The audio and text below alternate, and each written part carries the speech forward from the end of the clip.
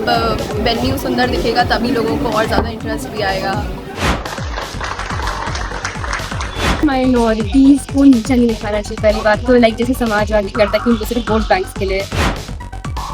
पहले भी लोगों की देश की बढ़ोतरी के लिए काम करते थे, अभी भी हम देश की बढ़ोतरी के लिए काम करते हैं। हर चीज़ में इक्वालिटी होनी चाहिए, उनको नीचा नहीं दिखाना चाहिए। इंसान का मॉरल ही वैसा बन गया है, कोई भी मुद्दा होगा तो या तो वो हिंदू पे होता है या तो वो मुस्लिम पे होता है। हमारा जो कमेटी बना है बेसिकली उनके राइट्स के लिए फाइट करता है। क्या फ़ायदा उस पावर का, क्या फ़ायदा उस राजनीति का जहाँ पे आप किसी निचले वर्ग को आप ऊपर उठा ही नहीं पा रहे। नमस्कार, स्वागत है आप सभी का अमृत विचार में। आज हम लोग डीपीएस में आए हुए हैं जहां पर MUN चल रहा है, यानी कि मॉडल यूनाइटेड नेशन। इसका मतलब ये है कि यहाँ पर स्टूडेंट्स को हर वो तरीका सिखाया जाता है जो यूनाइटेड नेशन में किस तरीके से पूरी कॉन्फ्रेंसेस चलती हैं। इसके अलावा हमारी पार्लियामेंट कैसे वर्क करती है। ये इसका 3rd एडिशन है जहाँ पर 9th क्लास से लेकर 12th क्लास के अलग अलग स्टूडेंट्स, अलग अलग स्कूल्स के बच्चों ने पार्टिसिपेट किया है। ओवरऑल 31 स्कूल्स हैं जिन्होंने पार्टिसिपेट किया है और यहाँ पर आज इसका इनॉग्रेशन सेरेमनी था जहाँ पर retired IPS officer doctor AP Maheshwari ji आए थे। यहाँ पर अलग अलग सांसद, अलग अलग मिनिस्टर्स आए हुए थे जिन्हें उन्होंने अपने गाइडेंस में बताया कि किस तरीके से ओवरऑल वर्किंग होती है, किस तरीके से पूरा एडमिनिस्ट्रेशन वर्क करता है।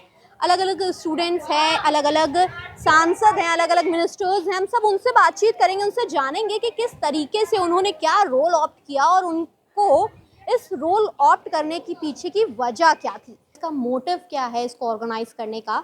हम यहाँ पे मैम से जानेंगे। मैम, पहले तो आप अपना नाम बताइए।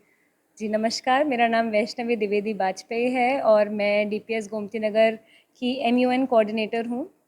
तो आसान भाषा में अगर समझाया जाए तो मॉडल यूनाइटेड नेशंस का मतलब होता है कि यूनाइटेड नेशंस और जो पार्लियामेंट हमारी हो रही है उसका एक सिमुलेशन करना, एक डमी करके बच्चों को उन प्रोफाइल्स पे बैठाना जिस पे बड़े बड़े राजनेता, बड़े बड़े मंत्री एक साथ बैठ के विचार विमर्श करते हैं। साथ ही साथ इन मुद्दों पे बात करते हैं जो कि आगे चल के उनके आने वाली ज़िंदगी के बारे में ज़रूर से उन चीज़ों पर बड़े मुद्दे खड़े होंगे।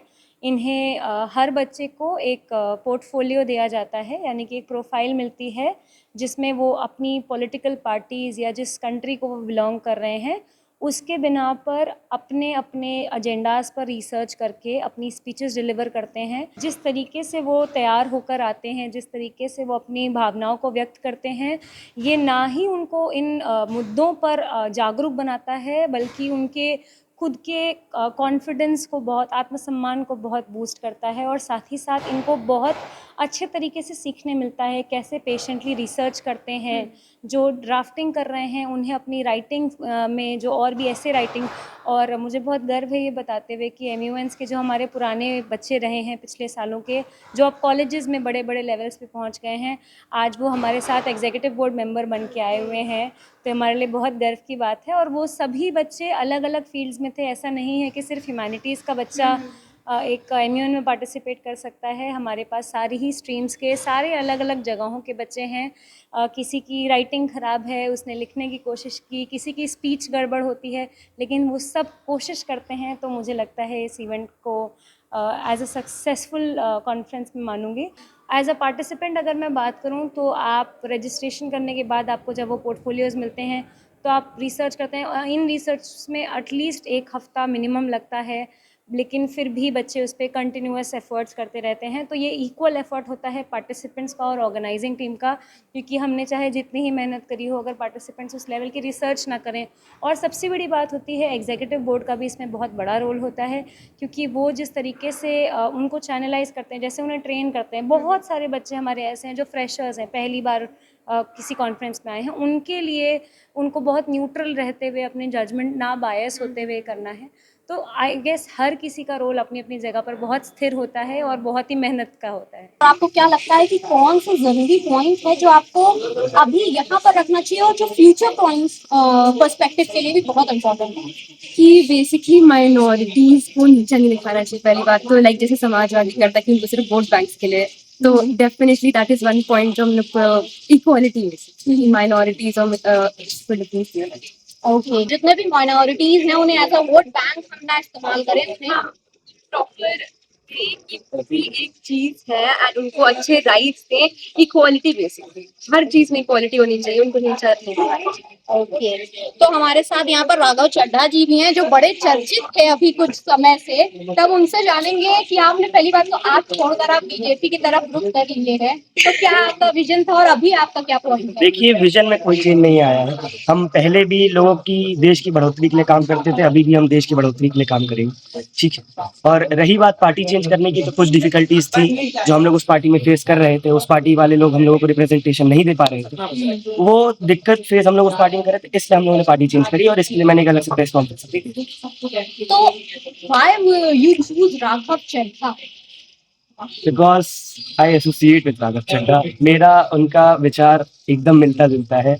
मैं चाहता हूं कि हमारे देश की भी बढ़ोतरी हो जैसे वो चाहते हैं। वो जेनजी के नेता हैं। आजकल उनकी बहुत सारी स्टेटमेंट, जैसे ब्लिंकेट पे उन्होंने बात उठाई, वो सब बहुत सारा आजकल चर्चे में चल रहा है। मैं चाहता हूं कि मैं भी आगे जाके एक राघव चड्ढा जैसा नेता बनूं, जो आगे छोटे लोगों की प्रॉब्लम्स तो एक पार्लियामेंट को होल्ड करने के लिए, उसको सारी तरीके से मेंटेन करने के लिए सबसे इम्पोर्टेंट काम होता है लॉजिस्टिक्स का। किस तरीके से उसे मेंटेन करना है और हर चीज़, क्योंकि यहाँ पे डीपीएस में हो रहा है, हर चीज़ बिल्कुल अच्छे तरीके से हो, कोई गड़बड़ी ना हो, उसको होल्ड करने का काम ये कर रहे हैं। हम उनसे बात करेंगे, इनकी पूरी एक कमेटी है जो ये पूरा काम कर रही है। हम उनसे बात करेंगे, उनसे जानेंगे कि कैसे क्या मेंटेन कर रहे हो। पहली बात तो मैं सभी मैं मेरा प्रयास ये है कि मैं सभी डेलीगेट्स तक पहुंचूं और उनको कोई समस्या ना हो, इसके मेरा पूर्णतः प्रयास मैं अपनी तरफ से कर रहा हूं, ताकि उनका ये MUN का सेशन जो वो दूसरे स्कूलों से आए हैं, उनका वो सुखद सेशन करके यहाँ से जा सके, इसलिए मैं उनकी खुशी के लिए लगा हूँ।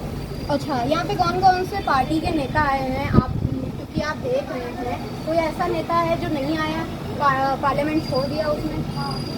ऐसा तो नहीं है, सभी नेता आए हैं, सभी पार्टी के, जैसे कि बीजेपी के आए हैं, कांग्रेस के, JDU के। ये ऑल इंडिया पार्टीज मीट है, तो सभी पार्टी के नेता यहाँ पे मौजूद हैं और अपना पोर्टफोलियो बहुत अच्छे से वो रिप्रेजेंट कर रहे हैं। अच्छा, हमारे साथ ना यहाँ पर बहुत से और भी लोग हैं जो फाइनेंस देख रहे हैं और डिज़ाइन एंड डेकोर भी देख रहे हैं, क्योंकि अगर पार्लियामेंट ही अच्छा नहीं दिखेगा तो कोई देखेगा कैसे, और फाइनेंस ना हो तो ऐसा हो ही नहीं सकता है। तो क्या आप देख रहे हो किस तरीके से फाइनेंस को मेंटेन कर रहे हो?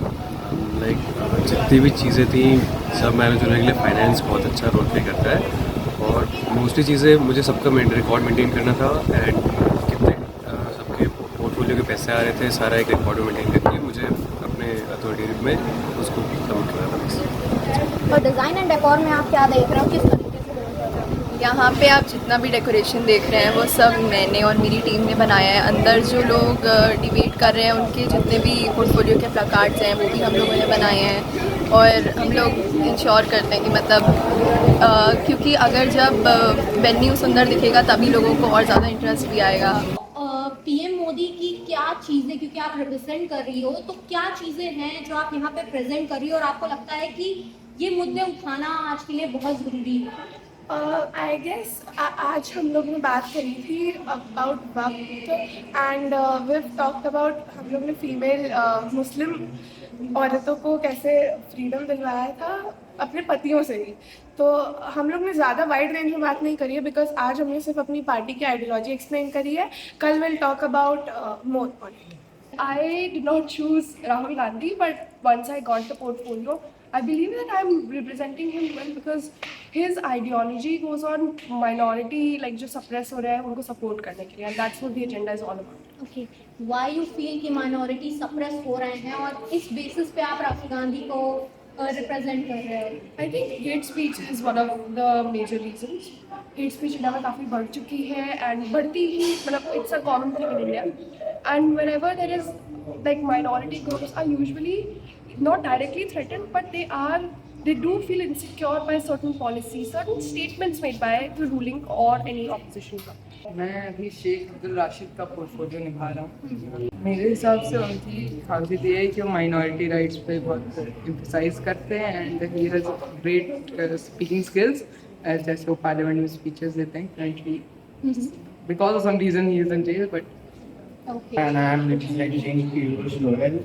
And I didn't opted for it. I recommended that I want Nitin Gadkari as he's the transport minister, and I have studied about him how about petrol and how he is maintaining road and तो इसके अलावा क्या चीज़ें हैं जो आप यहाँ पर रिप्रेजेंट कर रहे हो, उनके बारे में क्या चीज़ें आप यहाँ पे बताने की कोशिश कर रहे हो अपने विजन से, जो आप क्योंकि आप प्ले कर रहे हो, तो आपको क्या लगता है? उन्होंने जैसे बहुत अच्छे से रोड का कंस्ट्रक्शंस करवाए हैं, बहुत अच्छे अच्छे हाईवेज बनवाए हैं, और जैसे अभी रिसेंटली में कानपुर लखनऊ हाईवे बना है, that has very good impact. काफ़ी 2 घंटे का रास्ता उन्होंने 45 मिनट की ड्यूरेशन पे लिया है, that was a very good point. तो अभी तक आपने देखा कि इंडिया के मिनिस्टर्स इंडिया के लोगों के बारे में, अब हमारे पास अलग अलग कंट्री के भी लोग हैं, हम उनसे भी बातचीत करेंगे। पहले तो आप किस कंट्री को होल्ड कर रहे हो, क्या बताना चाह रहे हो? हम लोग UNCSW कमेटी से हैं और ये बेसिकली वुमेन राइट्स के लिए बना है,